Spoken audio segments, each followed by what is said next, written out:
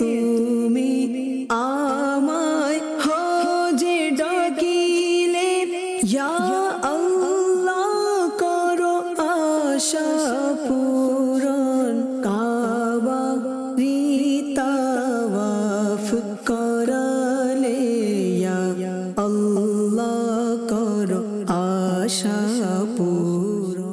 আলহামদুলিল্লাহি রাব্বিল আলামিন ওয়াসসালাতু ওয়াসসালামু আলা সাইয়্যিদিল মুরসালিন আম্মা বা'দ ফাউযু বিল্লাহি মিনাশ শাইতানির রাজীম বিসমিল্লাহির রহমানির রহিম।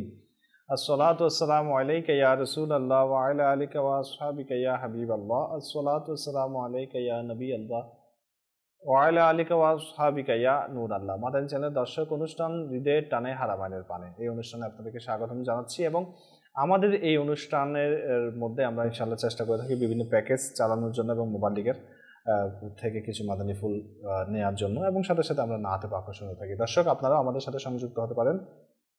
প্রথমেই আসুন আমরা অনুষ্ঠানের শুরুতেই একটি দরুদ শরীফের ফজিলত দিয়ে আমরা অনুষ্ঠানটি শুরু করি। রাসূলুল্লাহ সাল্লাল্লাহু আলাইহি ওয়াসাল্লাম ইরশাদ করেন, যে ব্যক্তির নিকট আমার আলোচনা হলো আর সে আমার উপর দরুদ শরীফ পাঠ করলো না, তবে সে মানুষের মধ্যে সবচেয়ে কৃপণ ব্যক্তি। সাল্লু আলাল হাবিব সাল্লাল্লাহু তাআলা আলা মুহাম্মদ সাল্লাল্লাহু আলাইহি ওয়াসাল্লাম। দর্শক, আমাদের অনুষ্ঠানের প্রতিদিনে একজন মোবাল্লিগ থাকে। তো আজকে আমাদের যে অনুষ্ঠান, আমাদের অনুষ্ঠানের মোবাল্লিগ হচ্ছেন আমাদের সালাউদ্দিন ভাই। ইনশাআল্লাহ ওনার কাছ থেকে আমরা মাদানী ফুল শুনবো এবং আমাদের সাথে আছেন আমাদের আনিস ভাই, ওনার কাছ থেকে আমরা নাতে পাক শুনবো। দর্শক, আজকে আমাদের অনুষ্ঠানের বিষয় হচ্ছে অন্যান্য হাজিদের প্রতি খেয়াল রাখা। অর্থাৎ আমরা যখন মদিনা হজের সফরে যখন কেউ যায়, তখন যেহেতু সফর সেটা আযাবের টুকরা বলা হয়েছে, বিভিন্ন রকম পেরেশানি সামনে আসে, বিভিন্ন রকম অস্থিরতা, বিভিন্ন রকম সমস্যার সামনে আসে। তো এর মধ্যে যারা অন্যান্য সফর সঙ্গী থাকেন তাদের প্রতি ভালো ব্যবহার করা, তাদের দিকে খেয়াল রাখা, এবং বিশেষ করে হজের সময় বিভিন্ন বা তাওয়াফের সময় তাদের প্রতি খেয়াল রাখা। যেহেতু ওখানে মানুষের ভিড় থাকে, তো মিনাতে যখন যায় বা মিনাতে যখন কেউ অবস্থান করে, আরাফাতের মধ্যে অবস্থান করে, তখন অন্য অন্য হাজিদের প্রতি কী রকম অর্থাৎ আচরণ হওয়া চায় সেই ব্যাপারে আমরা ইনশাআল্লাহ আজকে শুনবো। দর্শক, এর আগে আমরা একটি কালাম শুনি, নাচ শুনি, এরপরে صلوا على الحبيب صلى الله عليه وسلم. صلي على رسولنا صلي على محمد صلي على حبيبنا صلي على محمد صلي على نبينا صلي على محمد. ہم بھی مدینے جائیں گے، ہم بھی مدینے جائیں گے، آج نہیں تو کل صحیح آقا ہمیں بلائیں گے، آقا ہمیں بلائیں گے، آج نہیں تو کل صحیح. صلی علی رسولنا صلی علی محمد صلی علی حبیبنا صلی علی محمد صلی علی نبینا صلی علی محمد. اے کاش تصور میں مدینے کی گلی ہو، اے کاش تصور میں مدینے مدینے کی گلی ہو یاد محمد بھی میرے دل میں بسی ہو یاد محمد بھی میرے دل میں بسی ہو اے کاش تصور میں مدینے کی گلی ہو اے کاش تصور میں مدینے کی گلی ہو یاد محمد بھی میرے دل میں بسی ہو یاد محمد بھی میرے دل میں بسی ہو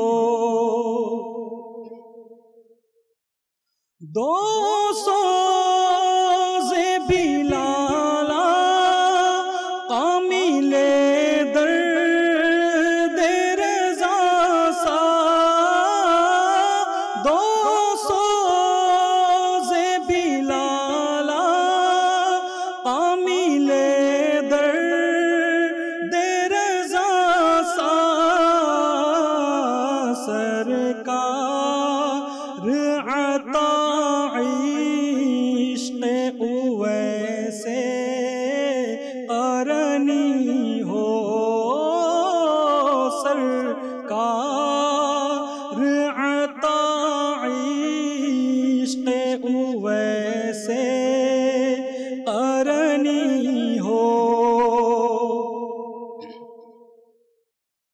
اے کاش میں بن جاؤں مدینے کا مسافر اے کاش میں بن جاؤں مدینے کا مسافر پھر روتی ہوئی طیبہ کو بارات چلی ہو پھر روتی ہوئی طیبہ کو بارات چلی ہو اے کاش تصور میں مدینے کی گلی ہو یاد محمد بھی میرے دل میں بسی ہو اے کاش میں مدینے میں مجھے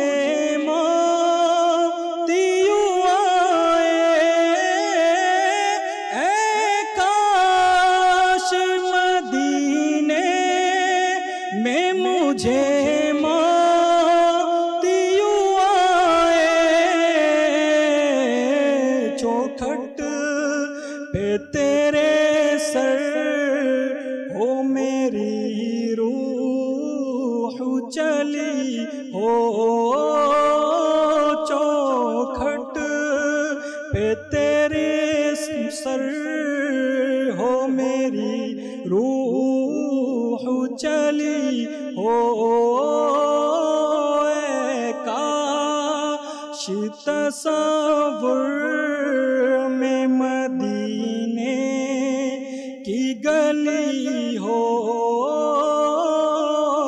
یاد محمد بھی میرے دل میں بسی ہو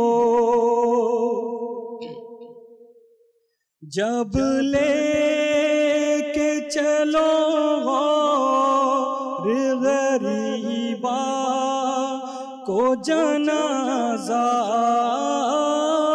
کچھ خواہ کہ مدینہ کے میرے منہ پہ سجی ہو،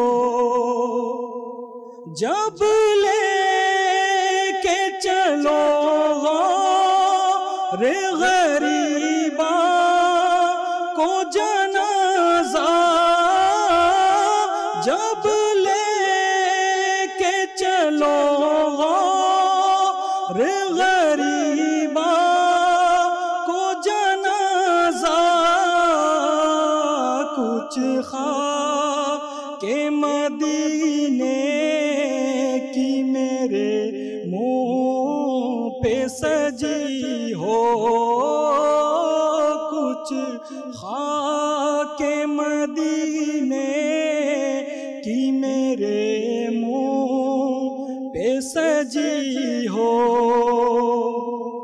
جس وقت نکیرین میری قبر میں آئے، جس وقت نکیرین میری قبر میں آئے، اس وقت میرے لب پہ سجے نعت نبی ہو، اللہ کرم ایسا کرے تجھ پہ جہاں میں، اللہ کرم ایسا کرے تجھ پہ جہاں میں، دعوت اسلامی تیری دھوم مچی ہو، دعوت اسلامی تیری دھوم مچی ہو، کاش تصور میں مدینے کی گلی ہو، اور یاد محمد بھی میرے دل میں بسی ہو، عطار ہمارا ہے سر حشر سے کاش، عطار ہمارا ہے سر حشر سے کاش، عطار ہمارا ہے سر حشر سے کاش، عطار ہمارا ہے سر حشر سے کاش، دشتے شاہ بطحا سے یہی چیٹھی ملی ہو، دشتے شاہ بطحا سے یہی چیٹھی ملی ہو،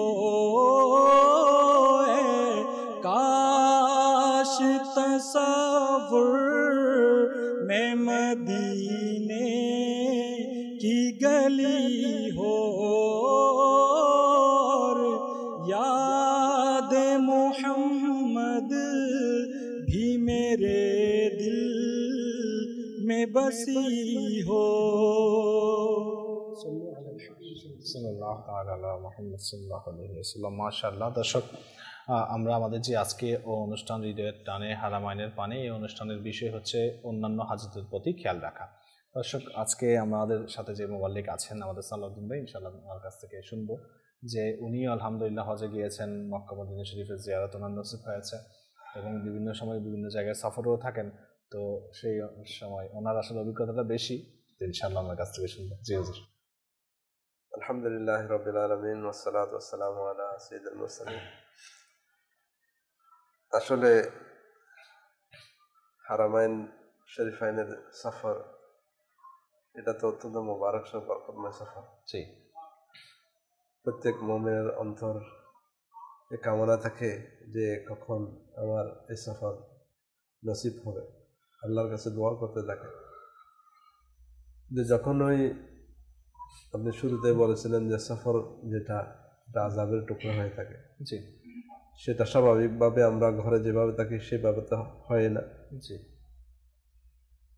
এরপরও আগেকার সফর আর এখনকার সফরের মধ্যে অনেক পার্থক্য রয়েছে। আগে তো মাসের পর মাস শিপে যেতে হতো, তারপর থাকা খাওয়া সবকিছু অ্যারেঞ্জমেন্ট এখান থেকে করে যেতে হতো এবং ওখানে রান্না বান্না করে সবকিছু নিজেকেই করে নিতে হতো। আচ্ছা। তো সেই হিসেবে এখন তো অনেক সহজ সফর। এরপরও যত সহজ হচ্ছে আমরাও তত আরামপ্রিয় হয়ে যাচ্ছি।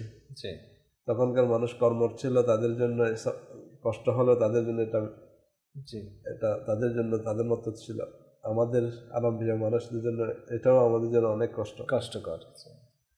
তবে সফরের মধ্যে যে আজকের যে বিষয়টা অত্যন্ত গুরুত্বপূর্ণ, এর জন্য যদি কোনো সৌভাগ্যবান হাজী সাহেব আমাদের এই অনুষ্ঠানটা দেখে থাকেন, যদি পুরাতন হয়ে থাকেন, তারা তো অনেকেই জানেন, অভিজ্ঞতা রয়েছে। বিশেষ করে হজের যে 5 দিন, এটা একটু কষ্টকর হয়ে থাকে। যারা নতুন হাজী তাদের জন্য এটা ভিন্ন একটা পরিবেশ এবং ভিন্ন একটা কষ্ট। অনেকে আছে ভালো ফ্যামিলির, তারা এত কষ্টে পায়নি। হঠাৎ করে গিয়ে থাকা, মিনাতে গিয়ে এমনভাবে থাকতে হবে, তাদের জন্য শুধুমাত্র তাদের শরীর বরাবর একটা সিট দেওয়া হবে এবং পাশাপাশি এরকম আর অনেকে থাকে একটা ছোট রুমের মধ্যেই 8-10 জন এভাবে থাকবে, শুধু এতটুকুই জায়গা। এর মাঝে হবে কি, পোশাক স্বাভাবিক পোশাক থাকবে না, হেরামের পোশাক, যেটা সামলাতে একটু কষ্ট। এরপর গরম, বিভিন্নভাবে একটু কষ্ট এবং অনেকগুলো লোক একসাথে থাকা। এগুলো করতে গিয়ে মানুষের বিভিন্ন মন মেজাজের মানুষ থাকবে। কেউ আছে সে আরেকজনের সহযোগিতা করবে, কেউ আছে আরেকজনের সুবিধাগুলো নিজে কেমনে ভোগ করবে এই চিন্তায় থাকে। তো আগে থেকে আমাদের প্রিপারেশন নেওয়া উচিত যে আমরা সর্ব অবস্থায় এই হজের সফরের মধ্যে নিজেকে কুল মাইন্ড রাখতে হবে এবং অপরের জন্য নিজেকে বিলিয়ে দেয়া, এটা তো ইসলামের শিক্ষা দেয়। আর এই সফরের মধ্যে যদি আমরা এটাকে সর্বোত্তম একটা ইবাদত মনে করি, তাহলে আমাদের হজের সফরটা অত্যন্ত মানে বরকতের সাথে সাথে আমাদের এটা আরেকজনের সহায়ক হবে, নিজের জন্য আল্লাহ তাআলা সন্তুষ্টি অর্জনের জন্য অনেক বড় একটা সহায়ক হবে। কারণ সেখানে যে হজের 5 দিন যে সফর, এর আগে তো হোটেল থাকছে, মনে করছে হজ এভাবে হয়, বা কেউ মদিনা শরীফ গিয়েছেন, সেখানে হোটেলে গেছেন, নামাজ পড়তে আসছেন। এখন হঠাৎ করে যখন নিয়ে যাবে ওখানে, সেখানে ভিন্ন পরিবেশ, না কোনো ঘর আছে না কি আছে। এরপরের দিন আরাফাতের ময়দান থেকে সেখানে সারাদিন থেকে আবার মুজদালিফা রাত্রে কোনো ছাদ ছাড়া মাঠ, খোলা আকাশের নিচে, সেখানে না ঘুম, অনেক সময় সফরে পুরো রাত চলে যায় গাড়িতে। এরপর আবার তৃতীয় দিন এসে আপনার তৃতীয় দিন বলতে মানে 10 মুহররম, 10 জিলহজ, সেখানে সে মিনাতে আসতে হবে। মিনাতে এসে অনেকগুলো কাজ, কোরবানি করা, হলক করা, পাথর মারা, এগুলো সব করতে গিয়ে একটু মেজাজটা খিটখিটে স্বভাবে থাকে। আচ্ছা। তো এই অবস্থায় প্রথম থেকে একটা মাইন্ড সেট করে নিতে হয় যে আমাকে এই 5 দিনের মধ্যে একটু কুল মাইন্ড থেকে যা কিছু আছে এই সফরে, এটা আমাদের জন্য অনেক বড় একটা নিয়ামত মনে করে। যদি সফর করে তাহলে তার সফরটা অত্যন্ত আনন্দময় হয় এবং সেটা ইবাদতের মধ্যে সহায়ক হয়। আর পাশাপাশি যেটা প্রত্যেকটা হাজিদের বিভিন্ন কিছুর প্রয়োজন হয়, যেমন কিছু আছে মাসালাগত দিক দিয়ে, অনেকে আছে হজের মাসালাগুলি অনেকেই জানে না, বাস হজের জন্য প্রস্তুতি নিয়ে চলে গেছে। আচ্ছা, যেখানে অনেক আলেম ওলামা রয়েছেন, তাদের কাছ থেকে আমাদের মাসালাগুলি জেনে সে অনুযায়ী করার জন্য আমাদেরকে একে অপরের সহযোগিতা করতে হবে। আচ্ছা, এটা হচ্ছে সবচেয়ে বড় সহযোগিতা। এই জন্য যেমন কয়েকটা যদি আপনি আমাদেরকে একটু বলতেন। যেমন ওখানে গিয়ে নামাজ পড়ার ক্ষেত্রে অনেক সময় খটকা এসে যাবে। এখন নামাজের সময় নামাজের জামাত, যেমন এই বছর জুমার দিন হজ, তো অনেকেই জুমার নামাজ কি করবে এটা নিয়ে সন্দিহানে থাকবে, আমরা জুমার দিন কি জুমা পড়বো না। আবার জুমার দিন না হলেও মানে অন্য দিন মিলাতে জুমার দিন অবস্থান, তখন হাজিদের জন্য জুমার কি হবে, তারপর নামাজ কসর পড়বে কিনা, এটা সবচেয়ে বড় সমস্যা। সবচেয়ে বেশি কনফিউশন থাকে হাজিরা, এটা কসর পড়বে নাকি মুকিম হিসাবে 4 রাকাত পড়বে, যেগুলি ফরজ নামাজ 4 রাকাত বিশিষ্ট আছে, আসর জোহর এশাগুলো। এই বিষয়গুলো নিয়ে যখন সন্ধ্যা সৃষ্ট হয়, এছাড়া অনেক মাসালা শিকার পরও ওখানে গিয়ে নতুন নতুন এরকম সমস্যার সম্মুখীন হয়। তো এই অবস্থায় অনুরোধ থাকবে যে আলহামদুলিল্লাহ দাওয়াত ইসলামীর দারুল ইফতিহালে সুন্নতের নম্বর থাকে, ওখানে যোগাযোগ করা হয়, তাড়াতাড়ি জবাব চলে আসে। মাশাআল্লাহ, মাশাআল্লাহ। দর্শক, আমরা খুব চমৎকার কথা শুনছি এবং সালাউদ্দিন ভাইয়ের কাছ থেকে যে যখন সফরে যাব আমার মাইন্ডসেট এটা করে রাখতে হবে যে এই 5 দিন, বিশেষ করে হজের সময়, যে আমার মাথাটা যেন ঠান্ডা থাকে এবং বিভিন্ন রকম সমস্যা আমার সম্মুখীন হতে পারি, সেজন্য আমাকে প্রস্তুতি নিতে হবে, প্রস্তুত থাকতে হবে। অর্থাৎ আমি মানসিকভাবে আমাদের প্রস্তুত থাকতে হবে, কেননা সফর মানে হচ্ছে আযাবের টুকরা, এটা হাদিসে পাকে বর্ণিত হয়েছে। এবং হজের সফর অনেক মানুষ, যেখানে অনেক মানুষের সমাগম, সেখানে হাঁটতে চলতেও অনেকের সাথে অনেক ধাক্কা লেগে যায়, তো এরকম হবে, বিভিন্ন রকম সমস্যা হবে। তো এই জন্য আমাদেরকে সবসময় উচিত আমাদের যে যারা হজে যাচ্ছেন তাদের মাথাটা যেন ঠান্ডা থাকে এবং আমার দ্বারা যেন অন্য মানুষ কষ্ট না পায়। আমার যেখানে আমি হজ করতে গিয়েছি, গুনাহ মাফের জন্য গিয়েছি, সেখানে যদি আবার গুনাহ হয়ে যায় তাহলে সেটা একটু অন্যরকম বিষয়। যাই হোক, ইনশাল্লাহ আমরা ওনার কাছ থেকে আরও শুনবো। এখন আমরা একটি প্যাকেজ নেবো, এরপর ইনশাল্লাহ আমরা আবার আলোচনায় ফিরে আসছি। জি, صلوا على الحبيب صلى الله تعالى على محمد صلى الله تعالى عليه وآله وسلم صلاة وسلاما عليك يا رسول الله। প্রিয় আমাদের দর্শকবৃন্দ, হজ আল্লাহ তাআলার পক্ষ থেকে অনেক বড় নিয়ামত, একটি ইবাদত। হজ এটা ইসলামের অন্যতম একটি রুকন। হজ এটা জীবনে একবারেই ফরজ হয়, সবসময় ফরজ হয় না, আবার সবার উপর ফরজ হয় না, আবশ্যক হয় না। এটা জীবনে শর্ত সবগুলো যদি পাওয়া যায় তো একবারেই এই হজ আবশ্যক হয়। তো কেউ যদি একবার ফরজ হজ আদায় করে নিল, এরপর সে যে আল্লাহ তাআলা যদি তাকে আরও দৌলত দেয়, এরপর সে যদি হজ করে সেটা নফল হজে হয়ে থাকে, ফরজ হজ তার উপর আর নেই, যেহেতু সে একবার আদায় করে নিয়েছে। তো এখন প্রশ্ন এসেছে যে দারুল ইফতিহালে সুন্নতের নিকট নফল হজ, এটা কারো যদি সুযোগ হয় নফল হজ করা উত্তম, নাকি গরিব ব্যক্তি, অসহায় ব্যক্তি, অনেক অবস্থা খুব খারাপ এমন ব্যক্তিকে সাহায্য করা উত্তম? কোন কাজটা উত্তম? কোনো মানুষকে, গরিব ব্যক্তিকে সৎকা করা, এটাও তো একটা নফল কাজ, আবার হজ এটাও একটা নফল কাজ। অর্থাৎ যে ফরজ হজ আদায় করে ফেলেছে তার জন্য যখন উলামায়ে কেরামগণের নিকট এটা প্রশ্ন করা হয়েছে, দারুল ইফতিহালে সুন্নতের উলামায়ে কেরামগণ খুব সুন্দরভাবে এটার উত্তর দিয়েছেন। কি উত্তর দিয়েছেন আসুন আমরা শ্রবণ করি। দারুল ইফতিহালে সুন্নতের উলামায়ে কেরামগণ তারা উত্তর দিয়েছেন যে নফল কাজসমূহের মধ্যে কোন কাজটা করা উত্তম, এই সম্পর্কে ইসলামের যে ফকিগণ রয়েছে, ইসলামের যে গবেষকগণ রয়েছে, তারা একটি নিয়ম বর্ণনা করেছে। তারা বলেছেন এরকম যখন দুইটি নফল কাজ একই সাথে হয়ে যাবে, তো তোর মধ্যে যেই নফল কাজের প্রয়োজনীয়তা খুব বেশি দেখা দিবে, যেই নফল কাজের প্রয়োজনীয়তা খুব বেশি হয়ে থাকবে, তখন ওই নফল কাজ করাটা উত্তম। তো যদি কোনো ব্যক্তি অনেক অসহায়, সে অনেক গরিব, তার অবস্থা খুব করুণ, তাকে সাহায্য করাটা দেখা যাচ্ছে এটা অনেক প্রয়োজন পড়ে গিয়েছে, তখন অবশ্যই সেই ব্যক্তিকে হেল্প করা, সেই ব্যক্তিকে সৎকা দেওয়া, সেই ব্যক্তিকে সাহায্য করা, এটা নফল হজ করা থেকে উত্তম হবে। আর না হয় যদি সেরকম প্রয়োজন না হয়, নর্মালিভাবে থাকে, তেমন প্রয়োজন নেই, তো তখন অবশ্যই নফল হজ করাটা উত্তম।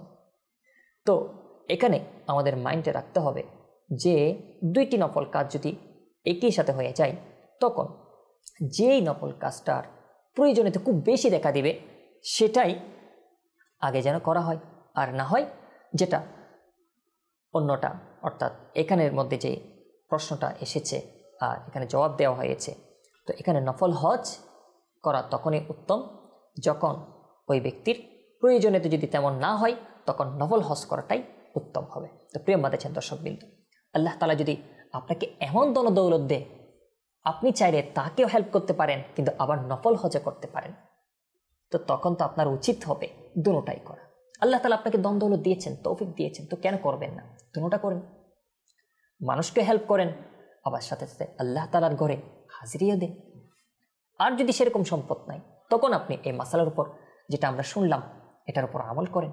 আর যদি আল্লাহ তাআলা দৌলত দেয়, তখন আপনি উভয়টা করেন, মক্কা মদিনা জিয়ারত করেন আর নফল হজ সুন্দরভাবে আদায় করেন। আল্লাহ তাআলা আমাকে আপনাকে আল্লাহ তাআলার সন্তুষ্টির মোতাবেক নিজের জীবনকে সাজানোর সাথে সাথে আল্লাহ তাআলার দরবারে হাজির দেওয়ার, মক্কা মদিনায় যাওয়ার আর মক্কা মদিনার যে নিয়ামত বরকত সেটা অর্জন করার সেই তৌফিক, সেই সুযোগ আল্লাহ তাআলা দান করুন।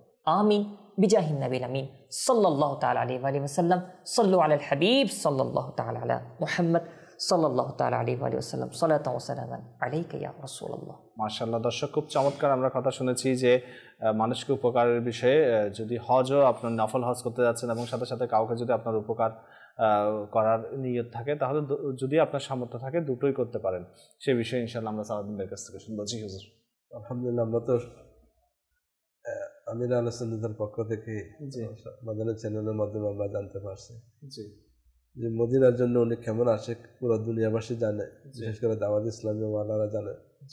মদিনার জন্য এখনো কাঁদেন এবং ওনার মদিনার কথা স্মরণ হলে চোখের পানি, এবং আমাদেরকেও মদিনার দরদ যার মাধ্যমে আমরা সবাই পেয়েছি। এমন মদিনার দরদি ব্যক্তি উম্মতের জন্য এই নফল হজকে উনি ক্যান্সেল করেছেন।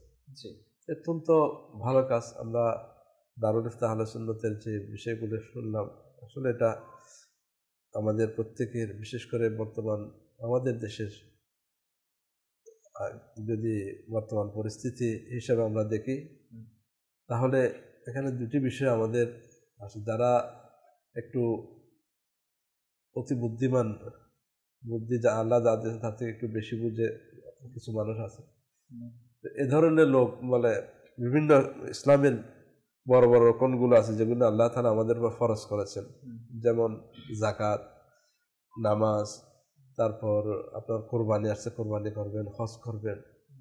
এ ধরনের যখন ফাংশন আছে, উৎসব আসে, যেগুলো আমাদের জন্য ফরজ করা হয়েছে, আমাদের জন্য ইবাদতে পরিণত করা হয়েছে, তখন এই ধরনের বুদ্ধিজীবীরা বলে তাকে এগুলো না করে এত টাকা এগুলো যদি গরিবদের জন্য বিলিয়ে দেওয়া হতো, এটা কোরবানি না করে বন্যার্থদের জন্য এগুলো দেওয়া হতো। দেখেন, যেটা আল্লাহ তাআলা আমাদের জন্য ফরজ করেছেন, যার ওয়াজিব হয়েছে, সেটা ওটার স্থানে থাকবে। আমরা যে হজ, যেটা আমরা ফরজ করা হয়েছে, যেমন আমাদের এখন আমরা যে শুনলাম, আমাদের তৌফিক থাকলে আমরা ওটাও করি, ওটা। আর যারা বেশিরভাগ দেখা যায় যারা এই ধরনের কথা বলে, তারা না এটাতে থাকে না ওইটাতে থাকে, একটাও করতে পারে না। আর যেটা নফল বিষয়, নফল যেটা, সেটা এখন আমরা শুনলাম যে জিনিসটা মানুষের সবচেয়ে বেশি প্রয়োজন, ওই জিনিসটা করার মধ্যে ফজিলত বেশি। তো হয়তো আমরা অনেক ওয়াজে, অনেক বইয়ে এবং আমরাও কিতাবের মধ্যে পড়েছি, এক হাজী সাহেব, উনি অত্যন্ত প্রস্তুতি নিয়েছেন হজের জন্য, এবং অনেক প্রস্তুতি গ্রহণ করার পর হজের যখন পাথেয় হলো এবং যাবে, এই অবস্থার মধ্যে এমন ঘটনা ঘটেছে যে তার প্রতিবেশীর ঘরের মধ্যে মানে গরুর মাংসের আসতেছে। তো যখন তার কাছ থেকে গরুর মাংস ওনারা খাওয়ার ইচ্ছা হলো, একটু নিতে চাইলো, সে বললো যে যেটা আমাদের জন্য জায়েজ আপনার জন্য জায়েজ হবে না। উনি আশ্চর্য হয়ে গেল, কেন? গরু গোশত সব মুসলমানের জন্য জায়েজ, আমার জন্য জায়েজ হবে, আপনার জন্য আমার জন্য জায়েজ হবে না, আপনার জন্য জায়েজ। তো উনি পুরো ঘটনায় বলেন যে আমরা এরকম এরকম অবস্থা, আমরা বাধ্য হয়ে যান বাঁচানোর জন্য, যেহেতু মানে কিছুক্ষণের জন্য যান বাঁচানো পর্যন্ত, অর্থাৎ আমার এমন পরিস্থিতিতে পড়লাম যে পরিস্থিতির মধ্যে যদি আমি হারাম ছাড়া অন্য কিছু নাই এটা যদি আমি বক্ষণ না করি তাহলে আমার যান চলে যাওয়ার সম্ভাবনা। এই অবস্থায় যান বাঁচানো পর্যন্ত যতটুকু প্রয়োজন অতটুকু আমি খেতে পারবো। কিসের মৃত মৃত যেগুলো আছে, যেগুলো হারাম করা হয়েছে, যে কোনো বস্তু ওগুলো খেতে পারবে। তো এটা আমার পরিস্থিতি এমন, এটা ছাড়া আমার কোনো অন্য উপায় নেই। এটা শুনে ওই যে হাজী সাহেব, যিনি হজের জন্য সব প্রস্তুতি সম্পন্ন, উনি বললেন যে আমার হজে যাওয়া আর উনি এরকম, আমার প্রতিবেশী এরকম। উনি নিজের সমস্ত সব কিছু যেগুলি পাথেয় ছিল হজের, এগুলো সব ওনাকে দিয়ে দিলেন এবং উনি কান্না করতে লাগলেন। তো যখন হজ করে চলে আসতে সবাই, ওনার চোখের পানি পড়তেছে, আমি তো যেতে পারলাম না। তো সবার মধ্যে একটা বলা বলে শোনা যাচ্ছে যে আজকে অমুকের জন্য আমাদের সবার হজ কি হয়েছে, কবুল হয়েছে। উনি তো হজে যান নাই, কিভাবে হলো? ওই শুধুমাত্র আল্লাহ তাআলার কাছে ওই আমলটা, একজন মুসলমানের জন্য যে দরদ ব্যথা, তার সহযোগিতা, সেটার কারণে আল্লাহ তাআলা অন্যান্যদের ইবাদতকেও আল্লাহ তাআলা কবুল করে নিয়েছে। যেমন হাদিসে পাকের মধ্যে রয়েছে, যেটা বুখারী মুসলিম উভয়ের মধ্যে রয়েছে, যে আল্লাহ তাআলা শাকাল মুসলিমু আখুল মুসলিম, মুসলিম হচ্ছে একে অপরের ভাই। লা ইয়াজলিমুহু, তারা একে অপরকে কি করে না, জুলুম করে না। ওয়ালা ইউসলিমুহু, এবং তাকে অসহায় অবস্থায় রেখে ফেলে দেয় না। মানে আমার আছে, আমি হলো চাচা, আপন প্রাণ বাঁচা, যে আমার আছে তার সে কাছে না, আমার কি হয়েছে, আমার এত ফিকির। অনেকে বলে না তোমার এত চিন্তা করার দরকার না, এত ভালো মানুষ হয়ে না। অর্থাৎ ইসলাম কি শেখায়? ভাই ভ্রাতৃত্ব বোধ যেটা, সেটা শেখায়। এবং জুলুমও করে না, আবার তাকে অসহায় ফেলে রাখে না।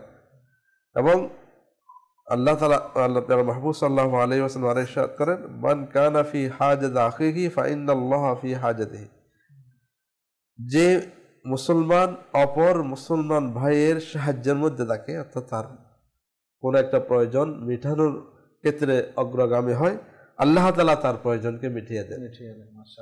ওমান ফাররাজা আন মুসলিমিন কুরবাতান, যে অনেক অনেক কারো কি করলো, বিপদ দূর করে দিল, ফাররাজাল্লাহু আনহু বিহা কুরবাতান মিন কুরাবিল ইয়াউমিল কিয়ামা, আল্লাহ তাআলা কিয়ামতের দিন, দুনিয়াতে না, কিয়ামতের দিন তার কোন একটা বিপদ যদি হয়, এটা আল্লাহ তাআলা তার থেকে দূর করে দিবেন। আল্লাহু আকবার। ওমান সাতারা মুসলিমান সাতারাহুল্লাহু ইয়াউমাল কিয়ামা, আর যে ব্যক্তি একজন মুসলমানের কোন একটা মানে দোষ ত্রুটি, তার এমন বিষয় যেগুলো প্রকাশ করার মতো না, এগুলি গোপন রাখে, তাহলে আল্লাহ তাআলা কিয়ামতে তার গুনাহ গোপন রাখবেন। তাহলে এই হাদিস থেকে আমাদেরকে বিরাট একটা শিক্ষা আমাদের হলো যে একজন মুসলমানের জন্য আরেকজন মুসলমান ভ্রাতৃত্বের ভূমিকা রাখবে, সহযোগিতার ভূমিকা রাখবে। কোরআনে পাক আমাদেরকে শিক্ষা দিতে, আমানু আলাল বিররি ওয়াত তাকওয়া, তোমরা একে অপরের নেকির ক্ষেত্রে, ভালো কাজের ক্ষেত্রে, তাকওয়ার ক্ষেত্রে একে অপরের সহযোগিতা করো, এটা আল্লাহ তাআলার হুকুম। তো এই যে হজের ক্ষেত্রেও যদি আমরা এটা দেখাই, বিশেষ করে যারা হজে গিয়েছে, এখানে বিভিন্ন কিছুর প্রয়োজন দেখা দেয়। কেউ হারিয়ে গেল, এখানে অনেক সময় হারিয়ে যায়। হারানো এটা এমন লাগে যে এমন কোনো মানুষ নেই যে পবিত্র হারাম শরীরের মধ্যে হারিয়ে যায় না। মানে অনেক বিরাট এরিয়া, যখন মানুষ ভরপুর হয়ে যায় তখন সবগুলো দরজা, বিভিন্ন বিল্ডিং গুলা একই ধরনের হওয়াতে অনেক সময় গেট এগুলো ভুলে যাওয়ার কারণে, এই সমস্ত আমার যদি জানা থাকে, তাকে যদি সাহায্য, তার হোটেল কোথায়, এগুলো সহযোগিতার প্রয়োজন, এগুলো আমরা দিই। মিনাতে গেলাম, সবগুলো মিনার তাবুগুলো একই ধরনের। এখানে অনেক অশিক্ষিত লোক আছে যেগুলি তার নম্বরগুলো এগুলো চিনতে পারে না, এক্ষেত্রে আমি তাকে সহযোগিতা করি। আচ্ছা এরপর দেখা যায় খাওয়া দাওয়ার ক্ষেত্রে হুড়োহুড়ি, আচ্ছা আমি যদি তাকে একটু সহযোগিতা আমার করে আমি পরে নিয়ে তাকে আগে করে দিই।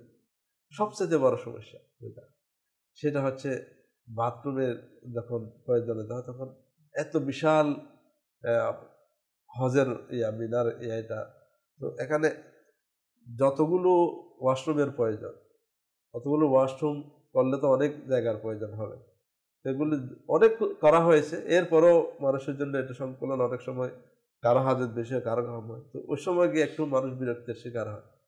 ওখানে যে একটু ধৈর্যের পরিচয় দেয়, অপরকে যারা একটু বয়স্ক তাদেরকে আগে করে দেয়, এগুলো ছোট ছোট কাজ কিন্তু অনেক বড় ফজিলত। শুধু আব্দুল হামিদ ভাই একদিন একটা ক্লিপ শুনছিলাম এই বছরের মধ্যে, উনি মাশাআল্লাহ আমরা জানি উনি ওনার পরিবার এবং ওনারা বারবার খারবাই শরীফের ওদের হাজির হয়, তো উনি একদম রহস্যটাই বলে দিলেন যে যারা হাজি সাহেবানদের যার মনের ইচ্ছা, যারা চায় যে আমি, অনেকে বলে যে হুজুর দোয়া করেন বারবার যেন হাজির হয়ে যায়, বারবার যেন মক্কা মদিনার হাজির আমার নসিব হয়, এটার জন্য দোয়া করেন। উনি বলেন যে এটার সবচাইতে উত্তম ফর্মুলা হচ্ছে যখন ওই হজে যাবে অন্য হাজি যেন খিদমতে নিজেকে পেশ করে দেয়। যখন উনি অত্যন্ত সুন্দরভাবে এটার যুক্তি উপস্থাপন করেছেন, এটা মেসাল তো হতে পারে, তারপরও মনে করেন আপনার ঘরে আমি মেহমান হলো, আপনি আমাকে খুবই পছন্দ করেন এবং আপনার ঘরে গেছে আপনার খুশি, আনিস ভাই আপনার ঘরে মেহমান এসে আমাকে খুব আদর যত্ন করলো, আপনাকে সম্মান দেখালো এবং আমার প্রয়োজন যেটা হয় সেটা নিয়ে আগে আগে দৌড়লো, আপনার মনে খুশি ঢুকে যে আমার মেহমানকে ইয়া করছে, প্রতিবেশী হিসেবে উনি সহযোগিতা করতেছে, ইয়া করতেছে, ওনার প্রতি আপনার একটা কি হবে, দরদ সৃষ্টি হবে, ভালোবাসার সৃষ্টি তো হবে। হাজিরা হচ্ছে দুইয়ুফুর রহমান, আল্লাহ তাআলার মেহমান, এটা আল্লাহ তাআলা খুব সবকিছু করে দিয়েছেন, কোনো কিছু এখানে অভাব নাই। এরপরও আমি বান্দা হিসেবে আল্লাহ তাআলার মেহমানকে আমি একটু কি করলাম, মেহমানদের করলাম, আল্লাহ তাআলা আমার মেহমানকে ইজ্জত করছে, আমি তাকে এনাম অর্থাৎ পুরস্কার হিসেবে তাকে আবারও অনেকে বারবার যাওয়ার সুযোগ হয়। এটার কারণ একটাই যে সেখানে গিয়ে আমি নিজে ইবাদতের মধ্যে মশগুল হয়ে গেলাম এবং কারো দিকে বুক টেপ করলাম না, ইবাদত মন চায় কেন চায় সারাদিন হেরাম সাহেব পড়তে, অনেক এক একজনের এক একটা মেন্টালিটি থাকে, অনেকে চায় আমি শুধু উমরা করব, অনেকে তোয়াফ করতে থাকে, অনেকে হেরাম শরীফে বসে থাকে, অনেকে তেলাওয়াত করতে থাকে, এক একজন এক একবার। কিন্তু কিছু মানুষকে এমন দেখা যায় তারা ইবাদত থেকেও এগুলিকে প্রাধান্য দেয়, যে কার কি প্রয়োজন না হলে তাকে কিছু খানা খাওয়ানো, হাজি সাহেব একটু জমজম পানি নিয়ে, অথচ সেখানে অ্যাভেলেবেল পাওয়া যাচ্ছে, এরপরে জমজম আপনি একটু জমজম পানি খান। এভাবে সহযোগিতা করা এটা হজের মধ্যে একটা অত্যন্ত আমাদের অন্তরকে তৃপ্তি দেয় এবং আল্লাহ তাআলা রহমত পাওয়ার জন্য অত্যন্ত একটা সুন্দর। আমরা হাদিসে পাকে শুনেছি যখন বান্দা একজন সহযোগিতা করতে আল্লাহ তাআলা তার প্রত্যেকটা কাজের সহযোগিতা করে। তো এই বিষয়ে বিশেষ করে হাজিদের ওই 5 দিনের মধ্যে আরাফাতের ময়দান, মুজদালিফার ময়দানে আমরা বিভিন্ন জায়গার মধ্যে যখন বয়োবৃদ্ধ যারা আছে তাদেরকে আমরা ইজ্জত দেখানো, তাদেরকে হাত ধরে করিয়ে দেয়া, পাথর মারতে গেছে শয়তানকে, আচ্ছা ওখানে তো আরো মানে অবস্থা খারাপ, যখন কেউ হুজুর খেয়ে পড়ে যায় তাদেরকে সহযোগিতা। আবার এখানে একটু বিষয় লক্ষণীয়, সেটা লক্ষ্য রাখতে হবে, এটা আমি সহযোগিতা করতে গেলাম মিনার কথা যখন পাথর মারার কথা আসলো, ভিড়ের মধ্যে যখন কেউ পড়ে যায় তখন দরদি দেখাতে গিয়ে যদি আমি সেখানে তাকে তুলতে যাই তখন বিপদ আরো বড় ধরনের করতে পারে। ওখানে একটু সতর্ক থাকতে হবে। একদম পাথর মারতে গেছে, পাথর একদম বড় গেছে, আমি তাতে আমার উপর একজন এটা অনেক অ্যাক্সিডেন্ট হওয়ার সম্ভাবনা আছে। এই অবস্থায় ওখানে নিজেকে একটু দূরত্ব বজায় রাখতে হবে, তবে তাদেরকে আগে থেকে সতর্ক। এখানে আসলে দুর্ঘটনা ঘটানোর মধ্যে কিছুই না, শুধু আমাদের অসচেতনতা এবং না জানার ফলে আমরা একটু তাড়াহুড়া করার কারণে এই বিপদগুলি ঘটে থাকে। আচ্ছা, যেমন শয়তানকে পাথর মারার ক্ষেত্রে আমরা সরাসরি গিয়ে ওখানে দৌড় দিই, এখানে চারিদিক থেকে অনেক বিশাল এটা ওই জায়গা পাথর, এটা ওখানে চারিদিক থেকে মারা যায়, চারিদিক থেকে চারিদিক জানো না, একদিক যেটা আছে একদিক দিয়ে পুরো অনেক বড় জায়গা। এখন কি করে একদিক থেকে মানুষ আসে ওই জায়গার মধ্যে ভিড় জমায়, ওদিকে খালি থাকে। আচ্ছা, যার কারণে গিয়ে ভিড়ের মধ্যে সবাই অনেকে অ্যাক্সিডেন্ট করে। একটু ধীরে একটু যদি বাইরে থেকে গিয়ে আস্তে করে শান্ত ধীরে স্থির ভাবে যদি মারে তাহলে খুব সুন্দর করে এটা করা যায়। তো এক্ষেত্রেও আমরা হাজিদেরকে পরামর্শ দিতে পারি, আপনারা এখানে গিয়ে হুড়াহুড়ি, বিশেষ করে যারা আমার কাফেলার সাথী ভাইয়েরা থাকে, যারা আমাদের সাথে থাকবে, যাদের সাথে থাকে তাদেরকে আগে থেকে জেহেন বানানো। ওখানে প্রয়োজন হয় গরমের কারণে ওখানে অনেকেই পানি নিয়ে দাঁড়িয়ে থাকে, অনেক যারা এখানে আছে নিরাপত্তা বাহিনী যারা আছে তারাও পানি নিয়ে দাঁড়িয়ে। এরপরও আমি যদি একজনকে ঠান্ডা পানি তো রাস্তাতে বসানো রয়েছে, আমার কাছে বোতল আছে, আমি কিছুক্ষণ বড় কাউকে একটু পানি পান করাই, কেউ একটা আইসক্রিম খাওয়ায়, এই ধরনের সহযোগিতা, এগুলো ছোট ছোট ছোটখাটো জিনিস কিন্তু এগুলো অনেক আনন্দ দেয়। হাজিদের মন থেকে দোয়া চলে আসে, আর কোনো দোয়া কবুল আছে, কার দোয়া কখন কিভাবে কবুল হয়ে যায়। এই হজের জন্য হজ তো আর কয়েকদিন বাকি আছে, এটা অত্যন্ত গুরুত্বপূর্ণ একটা হাজিদের জন্য গুরুত্বপূর্ণ বিষয়। ইবাদত, তেলাওয়াত করেন, তওয়াফ করেন, যা কিছু করেন না কেন, একজন মুসলমানের সহযোগিতার জন্য বিশ্বের বিভিন্ন জায়গা থেকে মানুষগুলো আসছে। আল্লাহ তাআলা আপনাদেরকে, আমাদের সবাইকে এই পবিত্র হারামায়ে শরীফে হজ আমাদেরকে নসিব করুন। আমিন আমিন।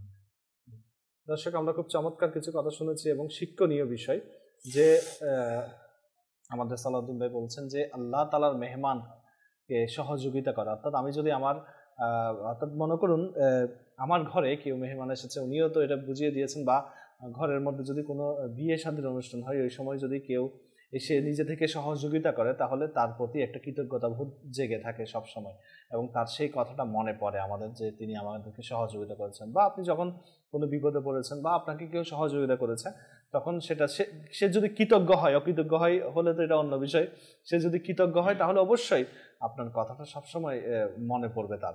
তো সে তদ্রূপ আল্লাহ তাআলার মেহমানকে যদি আমি সহযোগিতা করি, যেমন তিনি ছোট ছোট কিছু বিষয় বললেন যে আমি একটা চকলেটও যদি কাউকে দিই, এক গ্লাস পানি কাউকে পান করাই, আমি একটা আইসক্রিম যদি কাউকে খাওয়াই, বা কেউ উঠতে পারছে না বা উঠছেন, আমি তাকে ধরে একটু সহযোগিতা করলাম ওঠার জন্য, বা ওয়াশরুমে যাচ্ছি ওই সময় যদি আমার হাজতটা যদি কম থাকে আমি তাকে যদি অগ্রাধিকার দেই, বা ঘুমানোর সময়, শোয়ার সময় যেহেতু মিনাতে ছোট ছোট জায়গায় থাকতে হয়, সেখানে যদি একটু স্যাক্রিফাইস করি, সহযোগিতা করি, তাহলে আল্লাহ তাআলার দরবারে যদি সেটা কবুল হয়ে যায় তাহলে আমার হজটা কবুল হয়ে যাবে। এবং বিশেষ করে দোয়া, যে আপনি যখন কষ্টের মধ্যে যদি কেউ আপনার সহযোগিতা করে, তখন দোয়াটা কিন্তু অন্তর থেকে বেশি আসে। তো দর্শক, সেই জিনিসগুলো খেয়াল রাখবেন যারা হজে যাচ্ছেন, এবং মাথার মধ্যে এই জিনিসটা রাখবেন যে আমি আল্লাহ তাআলার মেহমানদেরকে সহযোগিতা করবো। কাউকে পানি পান করালেন, কাউকে সহযোগিতা করলেন, কেউ নিজের স্থান চিনছে না, তাকে সেই স্থানে পৌঁছে দিলেন, ইনশাআল্লাহ আল্লাহ তাআলা দয়া করবেন। এটা শুধু হজে নয়, সব সময় তো কোনো না কোনো উপকার মানুষকে করে থাকে, বা আমি আমার দেশের মধ্যে আছি, আমরা তো সবাইকে একে অপরকে কিছু না কিছু উপকার করে থাকি, এটা সবসময় করা উচিত, বিশেষ করে হাজিরা। তো দর্শক, আমরা আমাদের অনুষ্ঠান চলছে ইনশাল্লাহ, বিভিন্ন প্যাকেজও আমরা নেব। এই পর্যায়ে আমরা একটি নাত শুনবো ইনশাল্লাহ, এরপর আমরা আবার আমাদের আলোচনায় ফিরে আসবো। মদিনা যাওয়ার দানা ইজাজত,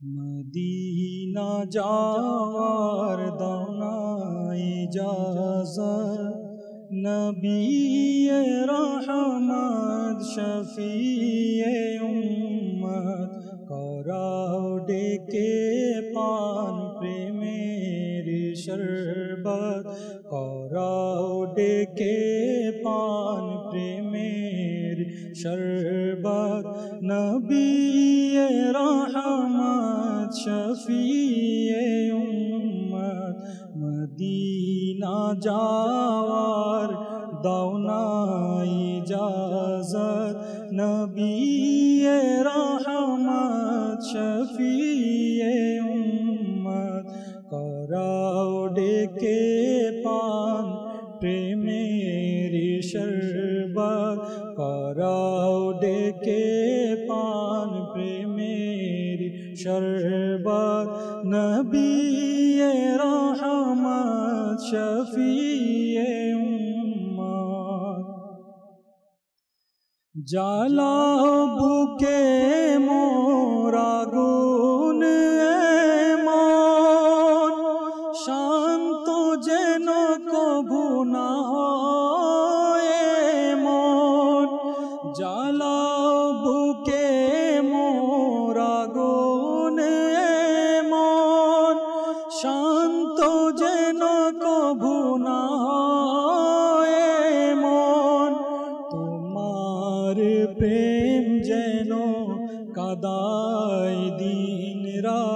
তোমারি প্রেম যেন কাদাই দিন রাত নবিয়ে রহমত শফিয়ে উম্মত নবিয়ে রহমত শফিয়ে উম্মত তোমার নামে প্রাণ দেব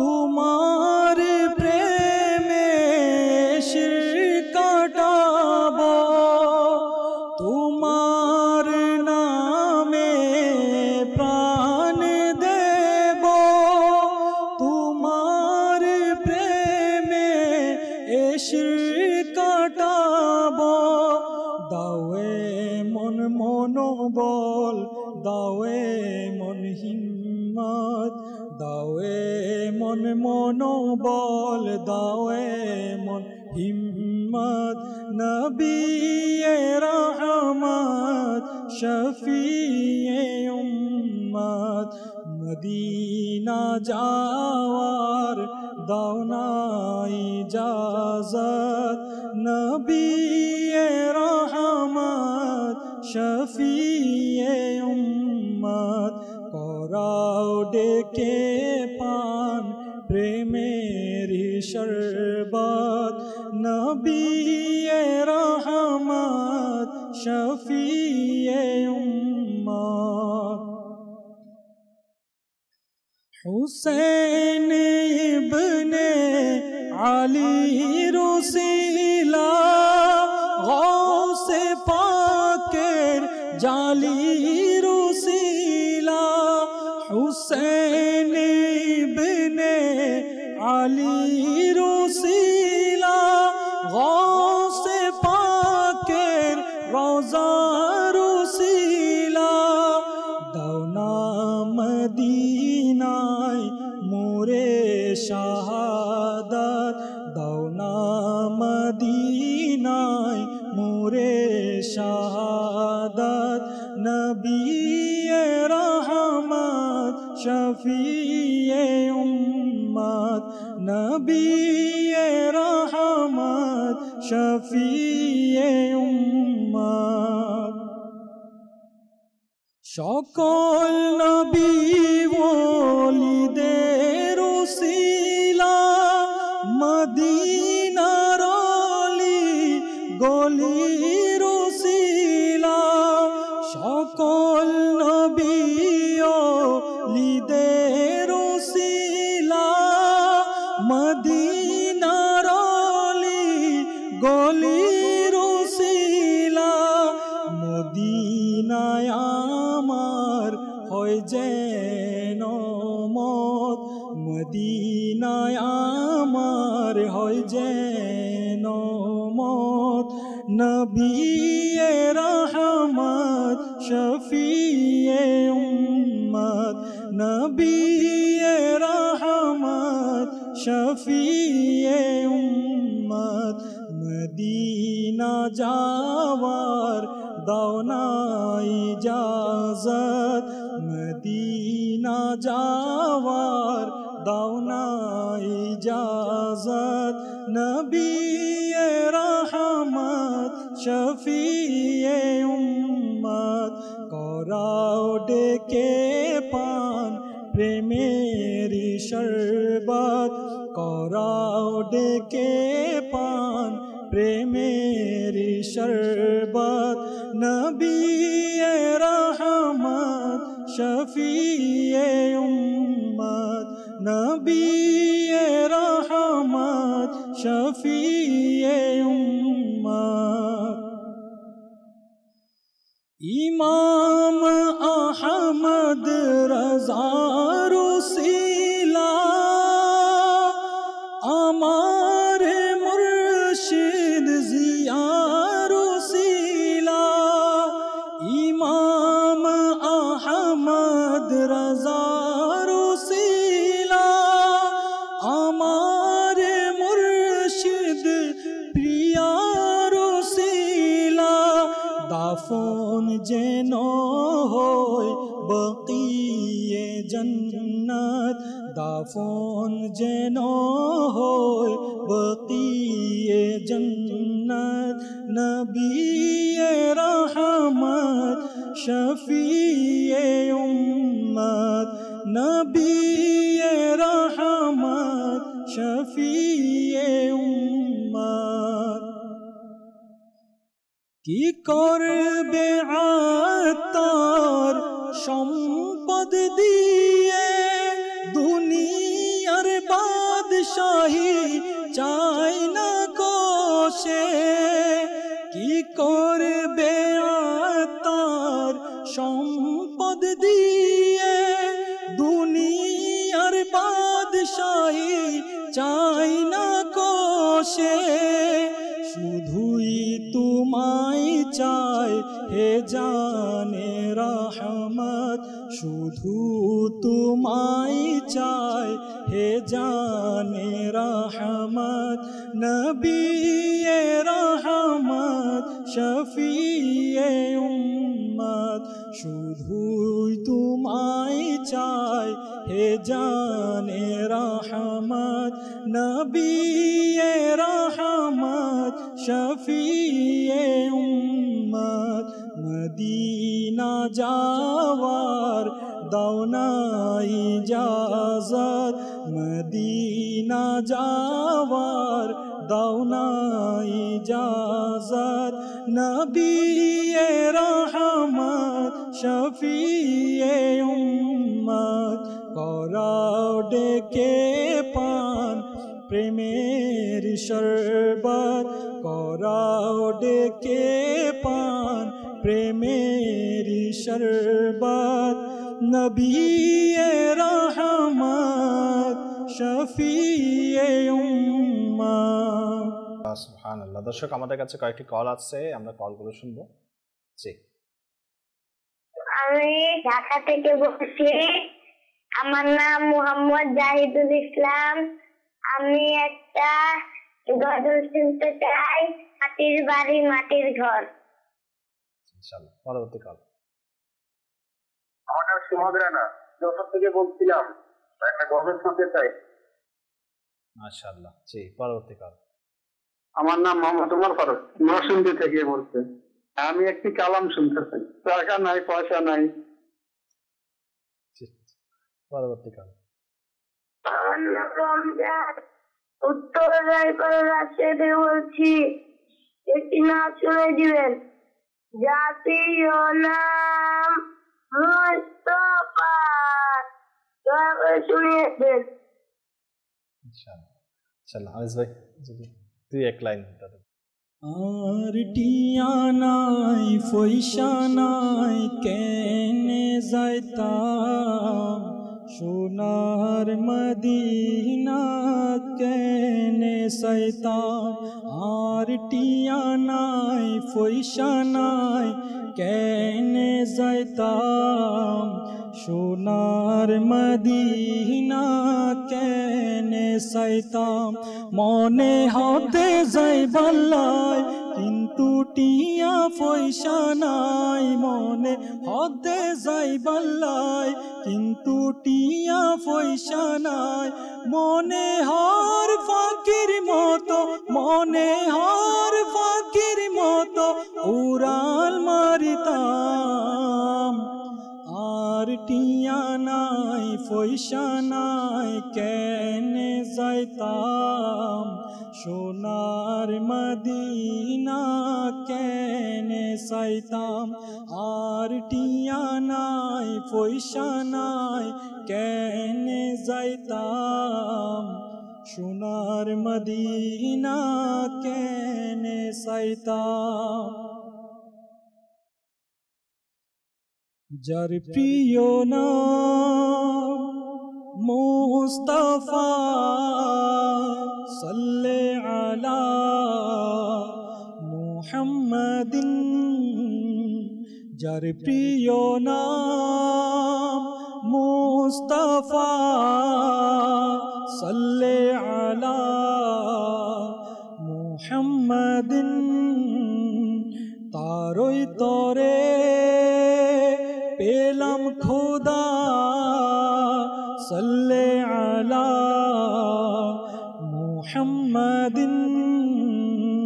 তারই তরে পেলাম খোদা সাল্লি আলা মুহাম্মাদিন যার প্রিয় নাম মুস্তাফা সাল্লি আলা মুহাম্মাদিন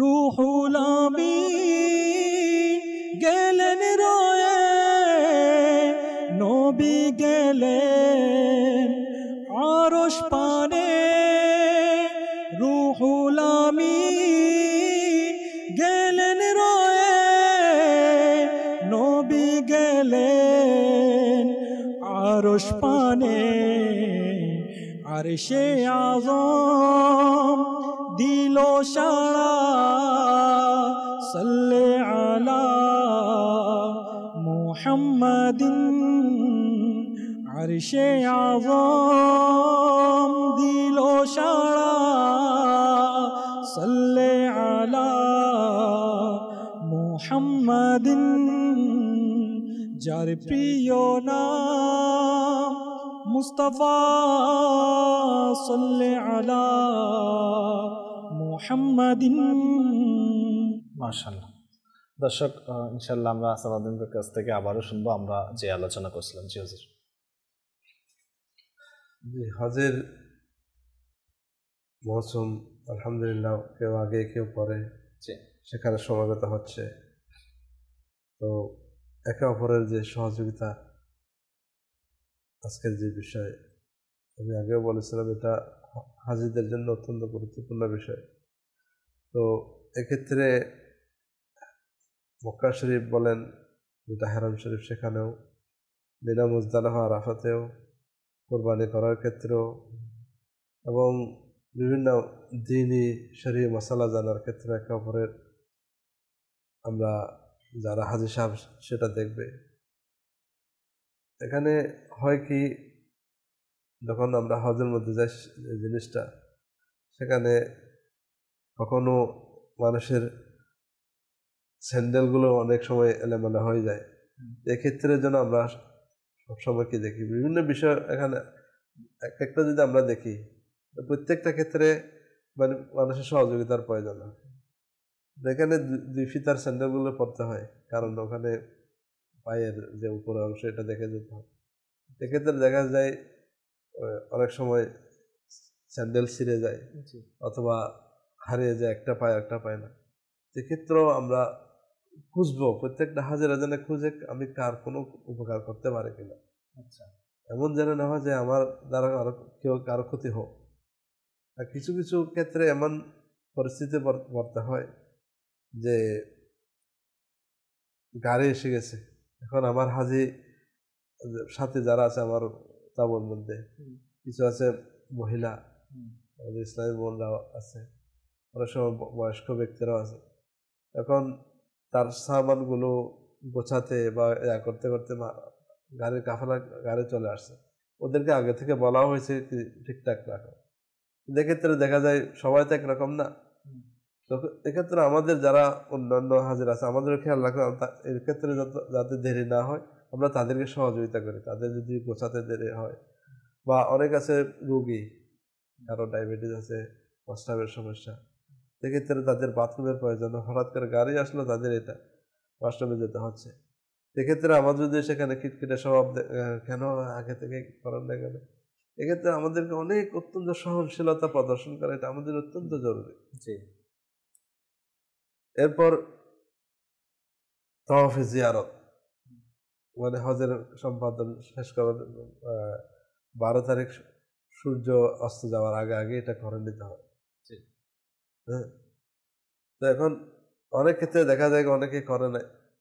অনেক ক্ষেত্রে যখন কাবা শরীফ এটা যত সীমা আছে অনেক বড়, এরপরও যখন হজের মৌসুম এটা ছোট হয়ে যায়।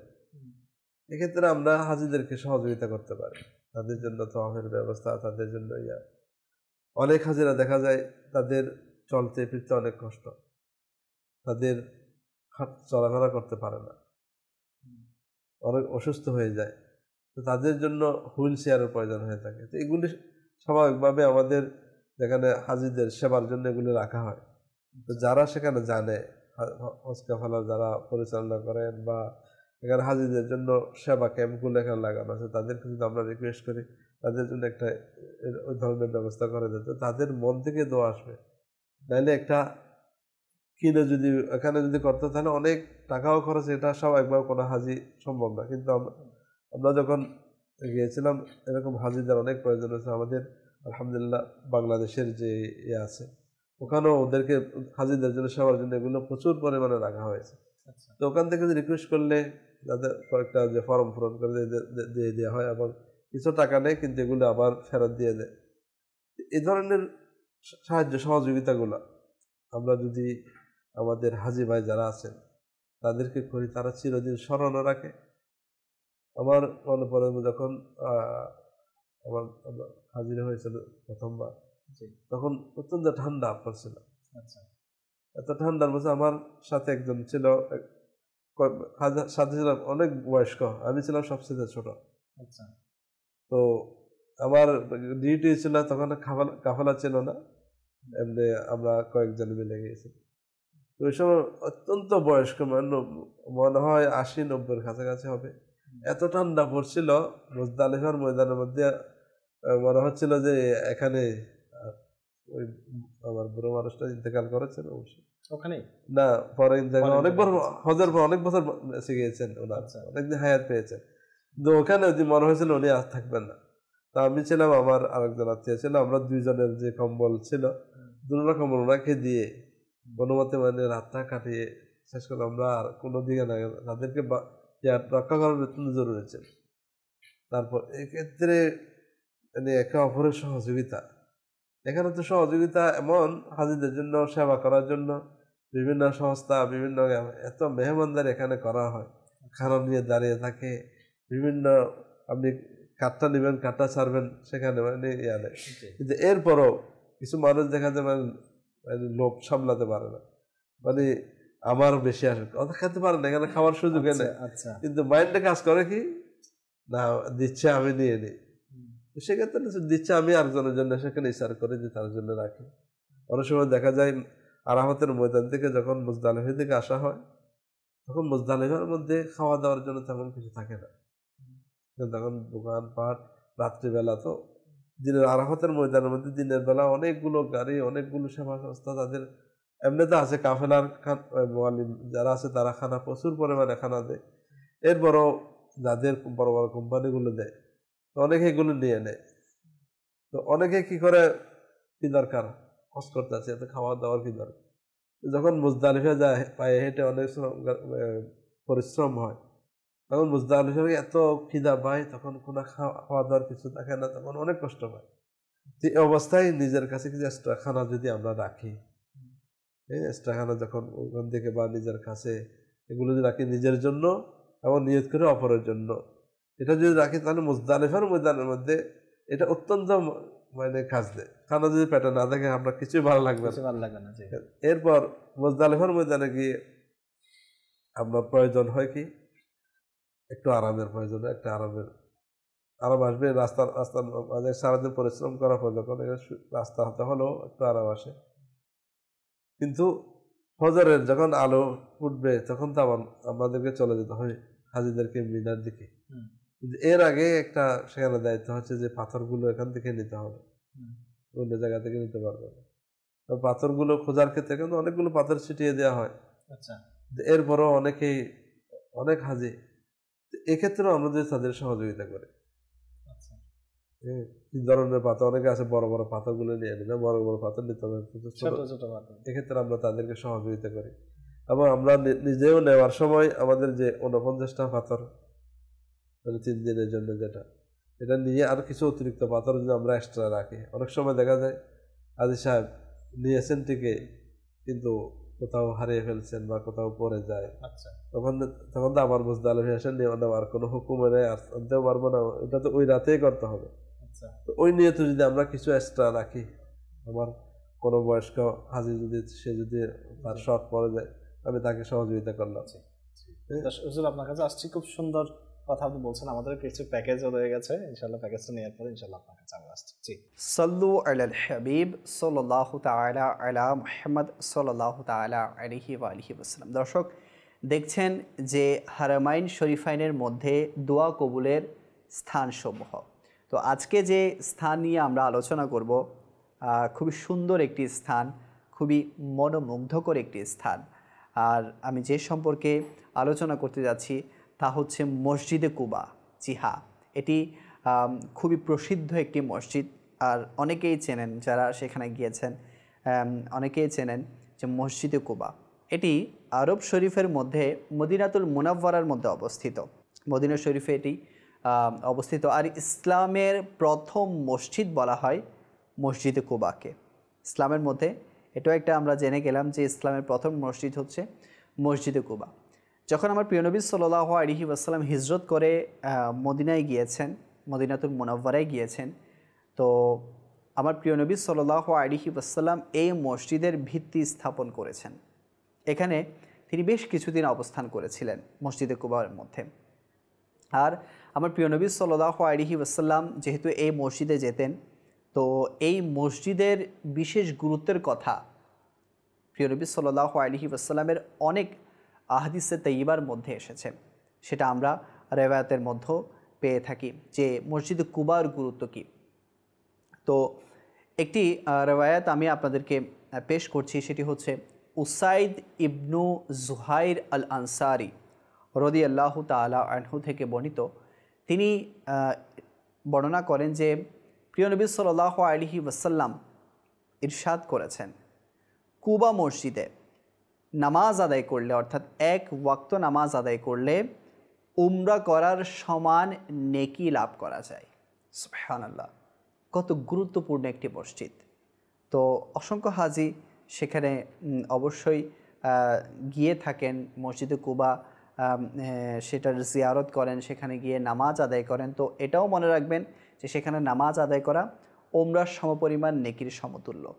তো ওমরার সমপরিমাণ নেকিও যদি পেয়ে যায়, জিয়ারতও যদি হয়ে যায়, আর পরিশেষে যা দোয়া করব দোয়াও যদি কবুল হয়ে যায়, তাহলে কতই না সৌভাগ্যের বিষয়। তো আসলেই যারা মদিনাতুল মুনাওয়ারা বলেন বা মক্কাতুল মুকাররমা বলেন, সেখানে গিয়ে এমন এমন কিছু স্থান আছে, সেখানে যদি যায় তাহলে দোয়া তো কবুল হওয়ার গ্যারান্টি আছেই, সেই সাথে এমন এমন নেকির ব্যাপারে বিশারত এসেছে যে ইচ্ছে করে যে আমরা সব সময় সেখানে পড়ে থাকি বা সেখানে ছুটে যাই। আল্লাহ কারীম আমাদের সবাইকে হারামাইন শরীফাইনের জিয়ারত করার তৌফিক দান করুক। তো যেটা আরজ করছিলাম যে মসজিদে কুবায় যারা যাবেন অবশ্যই নিজেদের নেক ও জায়েজ দোয়াগুলো করবেন। আচ্ছা, দোয়ার ব্যাপারে আমরা বলে থাকি, সব সময় চিন্তা করবেন যে নিজের দুনিয়া ও আখিরাতে কোন দোয়া আমাকে উপকার দিবে, অবশ্যই সেই দোয়াগুলো করবেন। অনেকে তো চায় আমার যাতে গাড়ি হোক, বাড়ি হোক, সম্পদ হোক, এটা হোক, ওটা হোক, চাইতে পারেন, এটাতে কোনো সমস্যা নেই, কিন্তু দুনিয়া ও আখিরাতে কোনটি আমাকে উপকার দিচ্ছে, বিশেষ করে আখিরাতের দিকে কোন দোয়া করলে আমার কাজে আসবে, সে সম্পর্কে সেই চিন্তাটুকু মাথায় রেখে অবশ্যই এই পবিত্র স্থানগুলোতে আপনারা দোয়া করবেন। আল্লাহ কারীম আমাদের সবাইকে সেখানে যাওয়ার এবং দোয়া করার তৌফিক দান করুক। সাল্লু আলাল হাবিব সাল্লাল্লাহু আলা মুহাম্মদ। मदीने का सफर है और मैनम दीदानम दीदा, मदीने का सफर है और मैनम दीदानम दीदा, जबी अफसुरदा कदम लग़ज़ीदा लग़ज़ीदा, जबी अफसुरदा कदम लग़ज़ीदा लग़ज़ीदा, मदीने का सफर है और मैनम दीदा دیدہ چلا ہوں ایک مجرم کی طرح میں جانب طیبہ چلا ہوں ایک مجرم کی طرح میں جانب طیبہ نظر شرمندہ شرمندہ بدن لرزیدہ لرزیدہ نظر شرمندہ شرمندہ بدن لرزیدہ لرزیدہ مدینے کا سفر ہے اور میں نم دیدہ نم دیدہ جبی افسردہ افسردہ قدم لغزیدہ لغزیدہ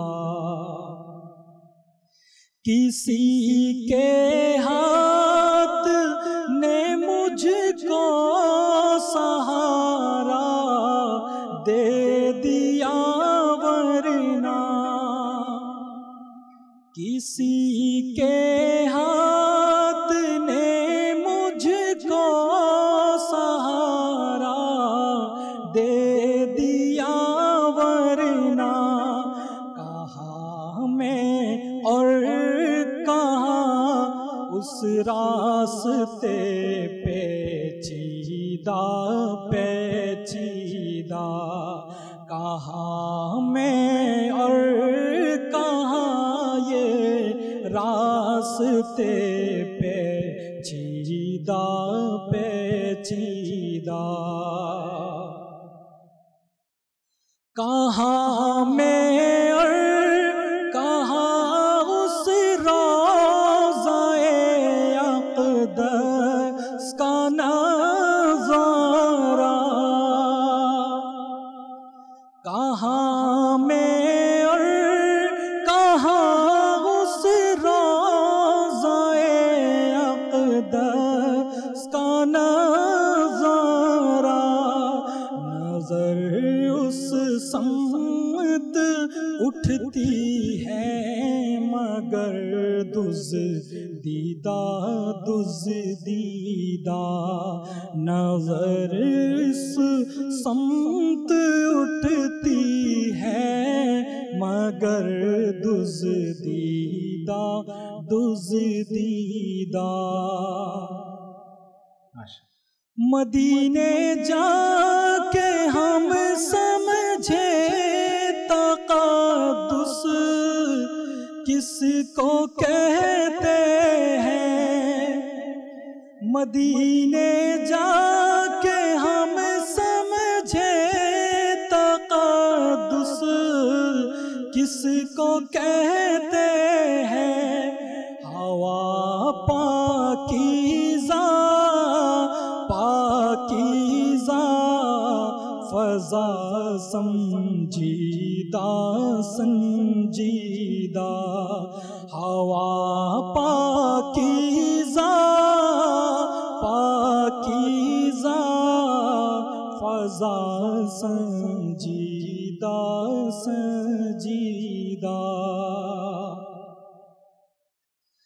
بصارت کھو گئی لیکن بصیرت تو سلامت ہے بصارت کھو گئی لیکن بصیرت تو سلامت ہے مدینہ ہم نے دیکھا ہے مگر نادیدہ نادیدہ مدینہ ہم نے دیکھا ہے मगर ना दीदा ना दीदा। जबी अफसुरदा अफसुरदा कदम लग़ज़ीदा लग़ज़ीदा। वही इक़बाल जिसको नाज़ता कल खुश मिजाजी पर। वही इक़बाल जिसको नाज़ता कल खुश मिजाजी पर। फिराक़े तैबा में रहता है अब रंजीदा रंजीदा। फिराक़े तैबा में रहता है अब रंजीदा रंजीदा। मदीने का सफ़र है और मैं नम दीदा नम दीदा। जबी अफसुरदा अफसुरदा कदम लग़ज़ीदा लग़ज़ीदा। সাল্লু আলাল হাবিব সাল্লাল্লাহু তাআলা আলা মুহাম্মদ সাল্লাল্লাহু আলাইহি ওয়াসাল্লাম। দর্শক, এই পর্যায়ে আমরা আরেকটি প্যাকেজ নেব, এরপর ইনশাআল্লাহ আমরা আবার আমাদের আলোচনায় আসব। জি। লবাইক আল্লাহুম্মা লবাইক লবাইক লা শারীকা লাক লবাইক ইন্নাল হামদা ওয়ান নি'মাতা লাকা ওয়াল মুলক লা শারীকা লাক। সম্মানিত হাজী সাহেবগণ, আলহামদুলিল্লাহ আজ্জা ওয়াজাল, আমরা সৌভাগ্যবান, কেননা আমরা কাবা শরীফের সামনে পৌঁছে গেছি আর এখন তাওয়াফ করব। সর্বপ্রথম যারা পুরুষ যখন উমরা অথবা হজের তাওয়াফ করবেন, এহরামের সঙ্গে যখন তাওয়াফ করবেন তো ইস্তিবা করে নিন, অর্থাৎ ডান কাত তা আমরা খুলে দেব।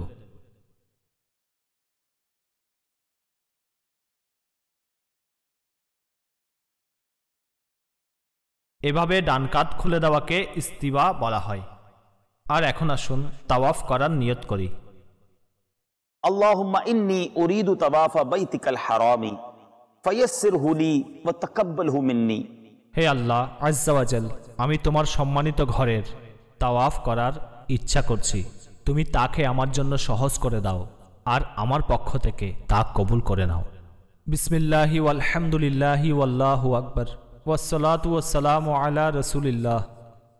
আর প্রথম 3 চক্করে পুরুষ রমল করবে, আর রমলের জন্য দ্রুত পা উঠান, খুব দ্রুত অল্প অল্প পা রেখে গর্দান ঝাঁকিয়ে পথ চলুন। ইয়া ইলাহি সদাই আমি তোমার দয়া সঙ্গ চাই। ইয়া ইলাহি সদাই আমি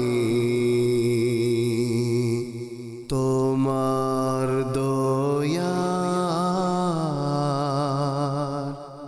সঙ্গ চাই। ইয়া ইলাহি সদাই আমি। এভাবে আপনার 3 চক্কর পরিপূর্ণ হলো। তোমার দয়া। বাকি 4 চক্করে আপনার নিজের গুনাহগুলো স্মরণ করুন। যদি সম্ভব হয় তাহলে কান্না করতে করতে তাওয়াফ করুন, জিকির ও দরুদে মশগুল হয়ে যান। ইলাহি সদাই আমি তোমার দয়া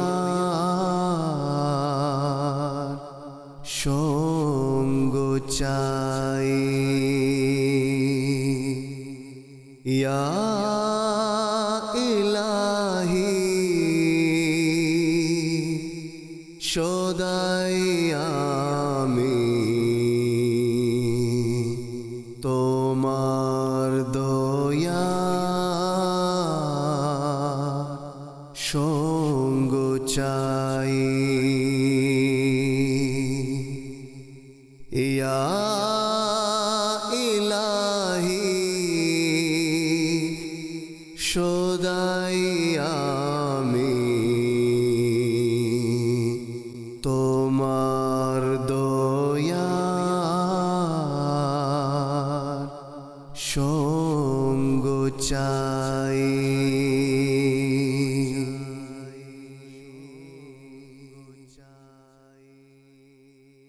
সাত চক্কর পুরো হয়ে গেলে এখন এই ইস্তিবাকে শেষ করুন, অর্থাৎ কাঁধ ঢেকে নিন। অনেক হাজি এমন আছেন যারা তাওয়াফের পরও ডান কাঁধ খোলা রাখেন। এখন আমরা সাই করতে যাব। এর আগে আমরা মকামে ইব্রাহিমে নফল নামাজ আদায় করব, কিন্তু এখন খোলা কাঁধ ঢেকে নেব।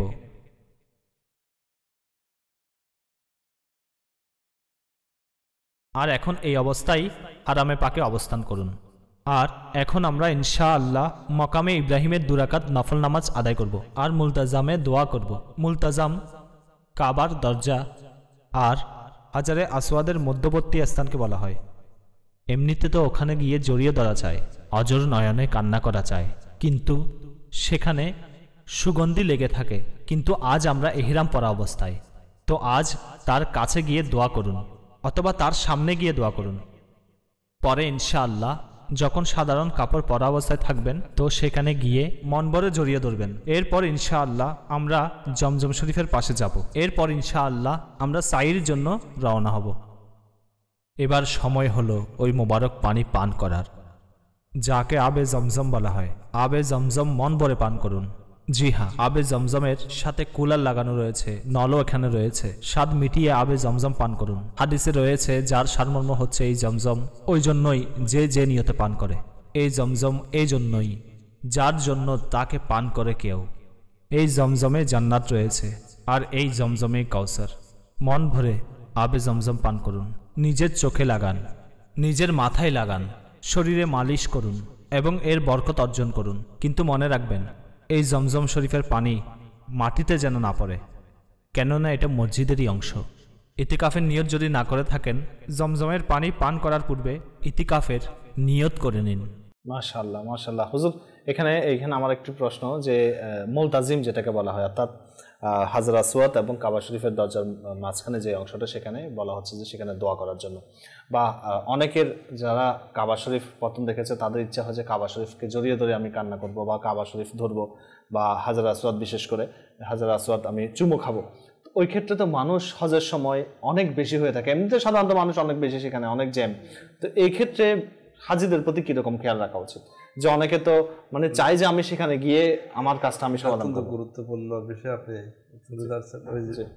ওখানে মানুষের হোঁশ থাকে না, ইচ্ছা করে মানে আমি এটা ধরবো, ধরতে গিয়ে মানুষ এত বেশি কষ্ট, অনেক সময় হাতের এটা দিয়ে একজনকে কষ্ট দিয়ে সেখানে যেতে হয়, হাতের কোনো দিয়ে একজনকে সরিয়ে। আচ্ছা, তো এক্ষেত্রে অত্যন্ত সহনশীলতার পরিচয় দিতে হয়। এবং নিজে যদি আল্লাহ তাআলা যদি আমাকে সুযোগ দেয় বা আপনাকে সুযোগ দেয় কখনো, ওখানে করার সাথে সাথে আমি যেন সারাদিন ধরে বসে না। এখানেও মসজিদে নববীর মধ্যে দুই জায়গার মধ্যে এই জায়গাগুলোর মধ্যে খুবই ভিড় হয়। হাজর আসওয়াদ, মুলতাজিম, আল্লাহ তাআলা ঘরের দরজা, এই যার ওখানে গিয়ে মদিনা শরীফের মধ্যে রিয়াজুল জান্নাহ, মানে জায়গা ছোট, এখন সবাই চায়, তো অনেকেই একবার যে জায়গা পায় উঠতে চায়। এক্ষেত্রেও আমরা দুই রাকাত আল্লাহ তাআলা সুযোগ দিন। আমার অনেক হাজি ভাই, তাদেরও তো মনে রাখেন, তাদের জন্য আমি রাস্তা করে দিই। আলহামদুলিল্লাহ দেখেছি অনেকেই এরকম আছে যারা আরেকজন হাজিকে টেনে তুলে আল্লাহর করে দরজাটা অনেক উপরে, যেটাকে এখানে সে একটু দরজাটা ধরার, মুলতাজিম যেটা হাজর আসওয়াদ এবং ইয়ার মাঝখানে, সেখানে বিশেষ করে হাজর আসওয়াদের ক্ষেত্রে যা হয় সেখানে তো একে নারী পুরুষের মানে যে অবস্থা, মানে এটা বলার অপেক্ষা। তো এক্ষেত্রে ওখানে যে নিরাপত্তা বাহিনীরা আছে অনেক চেষ্টা করে থাকে তারা এগুলো থেকে বিরত রাখার জন্য। তো তো সবচেয়ে খেয়াল রাখতে হবে আমার দ্বারা যেন অন্য কেউ কষ্ট না পায়। আর সৃষ্টির প্রতি আমি যত দরদ দেখাবো, হাজিদের প্রতি আমি যত দরদ দেখাবো, আল্লাহ তাআলার মেহমানদের প্রতি আমাদের সিম্পেথি থাকবে, তাদের প্রতি আমাদের মায়া মোহব্বত থাকবে, সেটাই হবে, মনে রাখতে হবে, সেটাই হচ্ছে আমার হজের কবুলিয়তের একটা অংশ। মাশাআল্লাহ। দর্শক, হুজুর যেটা বলেছেন যে যত আমি মানুষকে সহযোগিতা করব হজের সময় বা তাওয়াফ করার সময় বা উমরা করার সময়, ততই আমার হজের যে কবুলিয়তের একটা নিদর্শন সেটা আমরা পাবো। আরেকটা বিষয় এখানে যেভাবে আমরা আব্দুল হাইব ভাই যেভাবে করেছেন, এটা ক্রমাতে করেছেন অর্থাৎ বোঝানোর জন্য। তো এখানে যে ইজিভাবে তিনি চক্কর দিচ্ছেন, হয়তো হাজিরা সেভাবে ইজিভাবে চক্কর দেয় না, অনেক মানুষের সেখানে সমাগম। তো আস্তে আস্তে করে আপনাকে এমনভাবে করতে হবে যাতে আপনি আপনার সুন্নতগুলো, আপনার ফরজগুলো, আপনার ওয়াজিবগুলো আদায় করবেন, সাথে সাথে আপনার কাছ থেকে যাতে মানুষ বা হাজিরা যাতে কষ্ট না পায় সেদিকেও খেয়াল রাখতে হবে। দর্শক, আমাদের আরেকটি প্যাকেজ রয়ে গেছে, সেটা নেব। জি, সাল্লু আলাল হাবিব সাল্লাল্লাহু তাআলা আলা মুহাম্মদ সাল্লাল্লাহু তাআলা আলাইহি ওয়া আলিহি ওয়াসাল্লাম। প্রিয় স্নেহী ভাইরা ও মাদানী চ্যানেলের দর্শক শ্রোতা, আসুন আজকে আমরা শুনবো এই কুরবানি করার কি ফজিলত রয়েছে। আল্লাহ পাক পবিত্র কুরআনুল কারীম ফুরকানুল হামিদের 30তম পারা সূরা কাউসারের মধ্যে ইরশাদ করেছেন, ফাসাল্লি লিরাব্বিকা ওয়ানহার। আপনি নামাজ আদায় করুন এবং আপনার প্রভুর নামে কুরবানি করুন। সুবহানাল্লাহ। প্রিয় স্নেহী ভাইরা মাদানী চ্যানেলের দর্শক শ্রোতা, এ থেকে আমরা বুঝতে পারলাম যে আল্লাহ পাকের রাস্তায় কুরবানি করার নির্দেশ স্বয়ং আল্লাহ পাকই দিয়েছেন। আসুন প্রিয় নবী হুজুরপুর নূর সাল্লাল্লাহু আলাইহি ওয়াসাল্লামের নুরানি বাণী আমরা শ্রবণ করি। তিরমিজি শরীফ 3য় খণ্ড 162 পৃষ্ঠার মধ্যে বর্ণিত রয়েছে, নবী করিম রউফুর রহিম সাল্লাল্লাহু আলাইহি ওয়াসাল্লাম ইরশাদ করেন, কুরবানি দাতার কুরবানির পশুর প্রত্যেকটি লোমের পরিবর্তে একটি করে নেকি অর্জিত হয়। সুবহানাল্লাহ। এবং অপর হাদিসের মধ্যে বর্ণিত রয়েছে যে খুশি মনে সওয়াব লাভের নিয়তে কুরবানি করল, তবে সে কুরবানি জাহান্নামের আগুন থেকে রক্ষা করবে। আল মুজামুল কবির 3য় খণ্ড 84 পৃষ্ঠা। সুবহানাল্লাহ, সুবহানাল্লাহ। প্রিয় স্নেহ ভাইরা ও মাদানী চ্যানেলের দর্শক শ্রোতা, তাহলে এ থেকে আমরা জানতে পারলাম যে কুরবানি করার নির্দেশ আল্লাহ পাক দিয়েছেন এবং প্রিয় নবীও ইরশাদ করেছেন যে কুরবানি করার দ্বারা ওই পশুর যত পশম রয়েছে, লোম রয়েছে, প্রত্যেক লোমের পরিবর্তে আল্লাহ পাক একটি করে নেকি দান করেন এবং ওই যে ব্যক্তি আল্লাহ পাকের সন্তুষ্টি অর্জনের লক্ষ্যে কোরবানি করল, ওই কোরবানি তাকে জাহান্নামের আগুন থেকে রক্ষা করবে। প্রিয় স্নেহী ভাইরা ও মাদানী চ্যানেলের দর্শক শ্রোতা, প্রত্যেক আশিক চাই জাহান্নামের আগুন থেকে বাঁচার জন্য। সুতরাং আসুন না আমরা আল্লাহ এবং তাঁর রাসূল সাল্লাল্লাহু তাআলা আলাইহি ওয়া সাল্লামের সন্তুষ্টি অর্জনের লক্ষ্যে কোরবানি করি এবং সর্বোচ্চ ত্যাগ স্বীকার করি এবং ওই কোরবানির মাধ্যমে আল্লাহ পাকের দয়া লাভের জন্য আমরা চেষ্টা করে থাকি। আল্লাহ পাক আমাদেরকে সেই শক্তি সামর্থ্য দান করুক। আমিন। বিজাহিন নবিয়িল আমিন সাল্লাল্লাহু তাআলা আলা মুহাম্মদ সাল্লাল্লাহু আলাইহি ওয়াসাল্লাম। সাল্লু আলাল হাবিব সাল্লাল্লাহু তাআলা আলা মুহাম্মদ সাল্লাল্লাহু তাআলা আলাইহি ওয়া আলিহি ওয়াসাল্লাম। মাশাআল্লাহ। দর্শক, আমরা কোরবানির সম্পর্কে খুব গুরুত্বপূর্ণ কিছু মাসালা শুনেছি এবং প্রতিটি অনুষ্ঠানে শুনে থাকি। দর্শক, আজকে আমাদের অনুষ্ঠানের সময় একদম শেষ এবং আমরা সালাউদ্দিন ভাইকে স্পেশালি ধন্যবাদ জানাচ্ছি, তিনি ওনার কিছু অভিজ্ঞতা আমাদেরকে শেয়ার করেছেন। তো দর্শক, আমাদের অনুষ্ঠানের উদ্দেশ্য হচ্ছে আপনাদেরকে কিছু শেখানো এবং আপনারা যে হজে যাচ্ছেন, যারা বিশেষ করে হজে যাচ্ছেন বা হজে যাবেন, ওমরায় যাবেন, তো আপনাদের প্রতি অনুরোধ হচ্ছে যাতে হাজিদের প্রতি খেয়াল রাখবেন। মক্কা মদিনা শরীফ যেহেতু আপনারা যাচ্ছেন, আপনাদের সৌভাগ্য নসিব হয়েছে, আল্লাহ তাআলা আমাদেরকে নসিব করুক, সেখানে আদব রক্ষা করতে চেষ্টা করবেন এবং বিশেষ করে যেটা সালাউদ্দিন ভাই আরেকটি কথা বলেছেন যে বারবার উপস্থিত হওয়ার একটা অর্থাৎ সৌভাগ্যটা কীভাবে হয়, সেটা হচ্ছে ওখানে যদি গিয়ে আপনি আদব রক্ষা করেন এবং সাথে সাথে মানুষকে সহযোগিতা করেন, হাজিদেরকে, আল্লাহ তাআলার মেহমানকে আপনি যদি হেল্প করতে থাকেন, ইনশাআল্লাহ আল্লাহ তাআলা আপনাকে বারবার হজ করার তৌফিক দান করবে। সেটা আমাদের একটা ভালো ধারণা। আল্লাহ তাআলা আপনাদেরকেও নসিব করুক, আমাদেরকেও নসিব করুক। মাদানী চ্যানেল দেখতে থাকুন। আজকের মতো বিদায় নিচ্ছি। ভালো থাকুন, সুস্থ থাকুন। হাবিব সাল্লাল্লাহু তাআলা আলা মুহাম্মদ। তুমি আমায় হজে ডাকিলে, ইয়া আল্লাহ করো আশা